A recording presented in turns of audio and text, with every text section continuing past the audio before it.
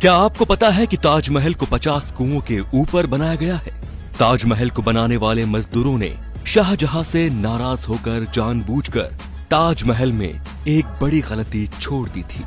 इस वीडियो में मैं आपको ताजमहल से जुड़े कुछ ऐसे रहस्य के बारे में बताऊंगा जिन्हें सुनकर आपके रोंगटे खड़े हो जाएंगे।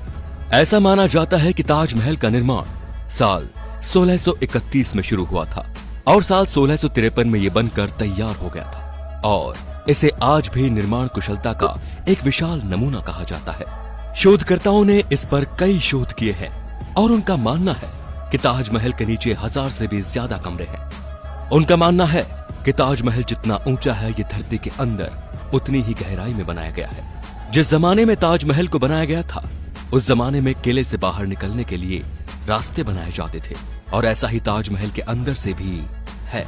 इसके नीचे से भी एक रास्ता है जो कहीं बाहर निकलता है, लेकिन ताजमहल के रहस्यमयी तहखानों की तरह उस रास्ते को शाहजहां के समय से ही बंद करवा दिया गया।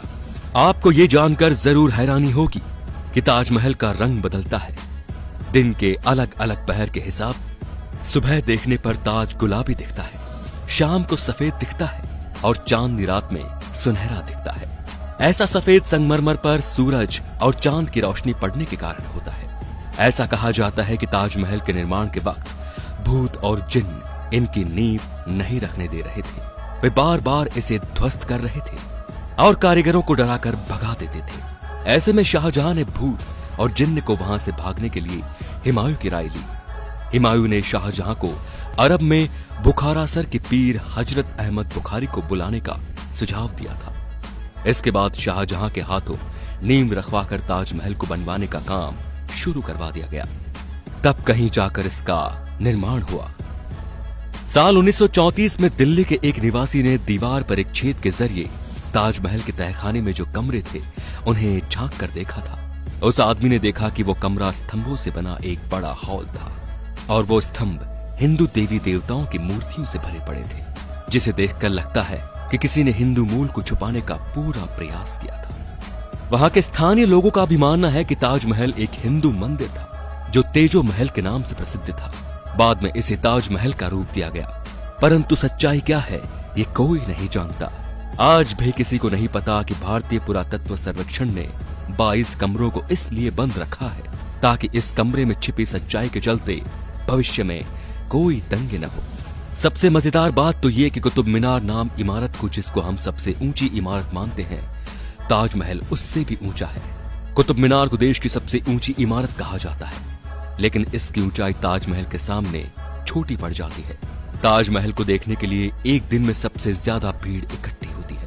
ताजमहल को देखने के लिए पूरी दुनिया से 12,000 सैलानी हर रोज आगरा की ओर रवाना होते हैं। शाहजहां चाहते थे मुमताज के लिए बने सफेद ताजमहल के बाद वे अपने लिए काला ताजमहल बनवाएं, लेकिन जब उन्हें उनके बेटे ने कैद कर लिया तो उनके लिए सपना एक सपना ही रह गया।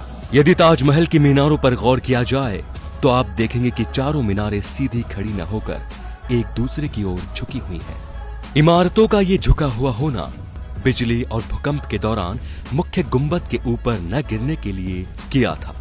कहा जाता है कि जिन मजदूरों ने ताजमहल को बनाया था शाहजहां ने उनके हाथ कटवा दिए थे, लेकिन इतिहास में वापस लौटा जाए तो ताजमहल के बाद भी कई इमारतों को बनवाने में उन लोगों ने अपना योगदान दिया था। उस्ताद अहमद लाहौरी उस पल का हिस्सा थे जिन्होंने ताजमहल जैसी भव्य इमारत का निर्माण किया था। जिस जगह पर हम आज की तारीख में ताजमहल जैसी भव्य इमारत को देखते हैं वहां पहले शिव मंदिर था जिसका नाम तेजो महल था और उसकी छत पर टपकने वाला पानी शिवजी के शिवलिंग पर बूंद बूंद करके टपकता था। इसके पीछे की एक कहानी ये भी है कि जब शाहजहां ने सभी मजदूरों के हाथ काट दिए जाने की घोषणा की ताकि वो कोई ऐसी इमारत न बना दे, तो मजदूरों ने छत पर एक छेद छोड़ दिया था ताकि शाहजहां का सपना पूरा न हो सके। ताजमहल के कैंपस में लगे हुए सारे फव्वारे एक साथ ही काम करते हैं और सबसे आश्चर्य करने वाली बात यह है कि ताजमहल में लगा हुआ कोई भी फव्वारा पाइप से जुड़ा हुआ नहीं है। ये तो सभी जानते हैं कि मुमताज शाहजहां की पत्नी थी, लेकिन शायद ये कोई नहीं जानता कि वो उनकी तीसरी पत्नी थी। शाहजहां के 14वें संतान को जन्म देते समय उनका निधन हो गया था और उनकी याद में ही शाहजहां ने ताज महल बनवाया। ताजमहल को लेकर कई कहानियां सामने आ रही हैं, जिसके अनुसार ताजमहल के नीचे के तहखानों में कीमती खजाने हो सकते हैं, क्योंकि मेटल डिटेक्टर से इनके नीचे कई तरह की धातुएं होने की पुष्टि हुई है। लेकिन आर्कियोलॉजिस्ट का ये मानना है कि इसके अंदर कई ऐसे ऐतिहासिक दस्तावेज भी हो सकते हैं जो हमारे इतिहास तक को भी बदल सकते हैं। इन तहखानों की खोज और उनकी खबरें तो काफी आई, लेकिन इन्हें कभी खोला नहीं जा सका। इनमें से कई दरवाजे तो खोले गए, लेकिन बाद में उन्हें बंद कर दिया गया।